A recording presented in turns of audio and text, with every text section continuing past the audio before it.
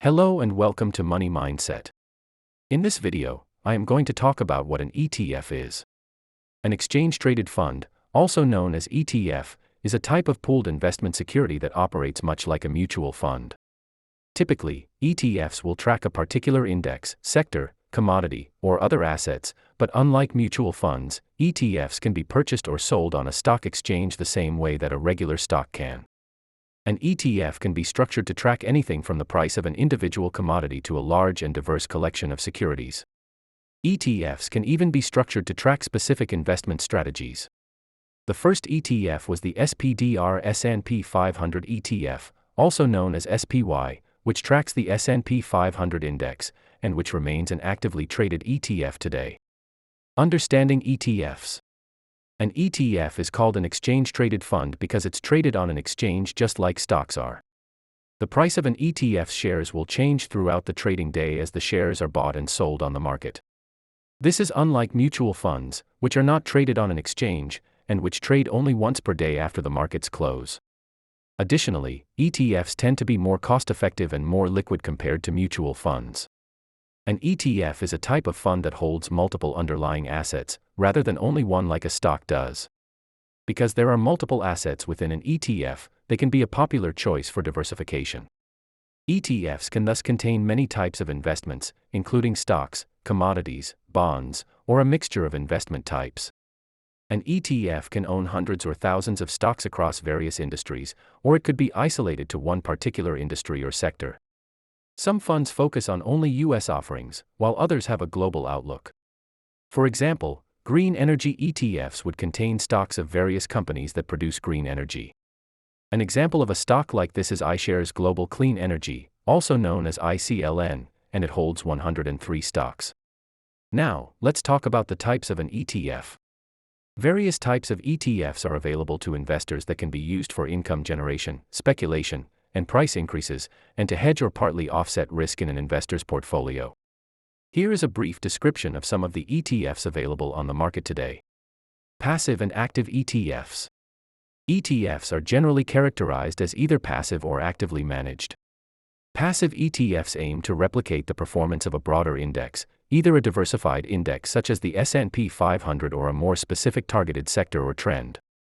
Actively managed ETFs typically do not target an index of securities, but rather have portfolio managers making decisions about which securities to include in the portfolio. These funds have benefits over passive ETFs but tend to be more expensive to investors. Bond ETFs. These are used to provide regular income to investors. Their income distribution depends on the performance of underlying bonds. They might include government bonds, corporate bonds, and state and local bonds, called municipal bonds. Unlike their underlying instruments, bond ETFs do not have a maturity date. They generally trade at a premium or discount from the actual bond price. Stock ETFs comprise a basket of stocks to track a single industry or sector. For example, a stock ETF might track automotive or foreign stocks. The aim is to provide diversified exposure to a single industry, one that includes high performers and new entrants with potential for growth. Unlike stock mutual funds, stock ETFs have lower fees and do not involve actual ownership of securities. Industry or sector ETFs are funds that focus on a specific sector or industry. For example, an energy sector ETF will include companies operating in that sector. The idea behind industry ETFs is to gain exposure to the upside of that industry by tracking the performance of companies operating in that sector. Commodity ETFs. As their name indicates, commodity ETFs invest in commodities, including crude oil or gold. Commodity ETFs provide several benefits. First, they diversify a portfolio, making it easier to hedge downturns.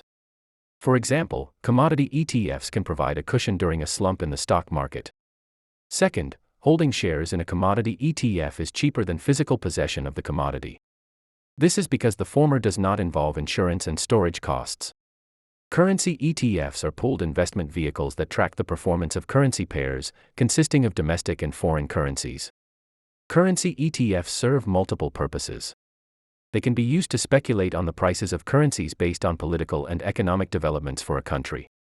They are also used to diversify a portfolio or as a hedge against volatility in forex markets by importers and exporters. Some of them are also used to hedge against the threat of inflation. There's even an ETF option for Bitcoin. Inverse ETFs. These ETFs attempt to earn gains from stock declines by shorting stocks. Shorting is selling a stock, expecting a decline in value, and repurchasing it at a lower price. An inverse ETF uses derivatives to short a stock. Essentially, they are bets that the market will decline. When the market declines, an inverse ETF increases by a proportionate amount. Investors should be aware that many inverse ETFs are exchange-traded notes, ETNs, and not true ETFs. An ETN is a bond but trades like a stock and is backed by an issuer such as a bank. Be sure to check with your broker to determine if an ETN is a good fit for your portfolio. Leveraged ETFs. A leveraged ETF seeks to return some multiples, example, 2 times or 3 times, on the return of the underlying investments.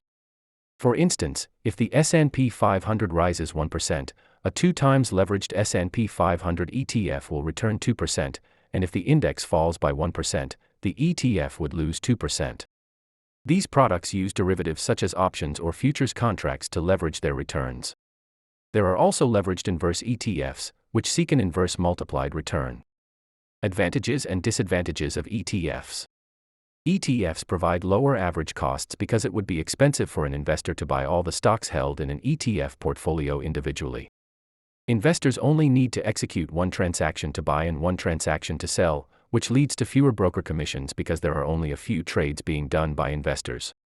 Brokers typically charge a commission for each trade.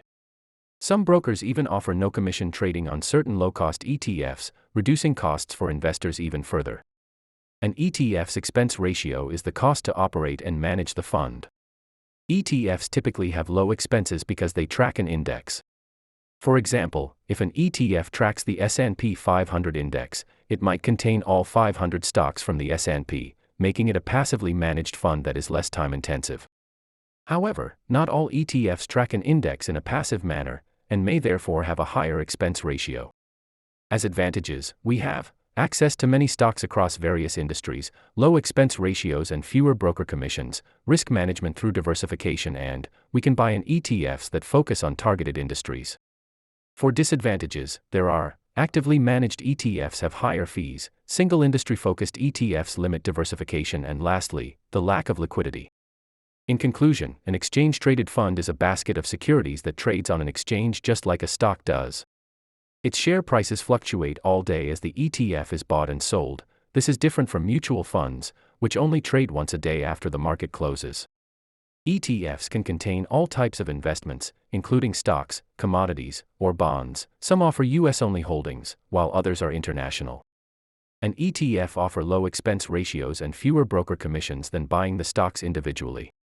If you enjoyed watching this video, don't forget to leave a like. Make sure to hit the subscribe button and click on the bell to make sure the notifications are on. If you want your friends to see what an ETF is, don't hesitate to share this video. Thanks for watching.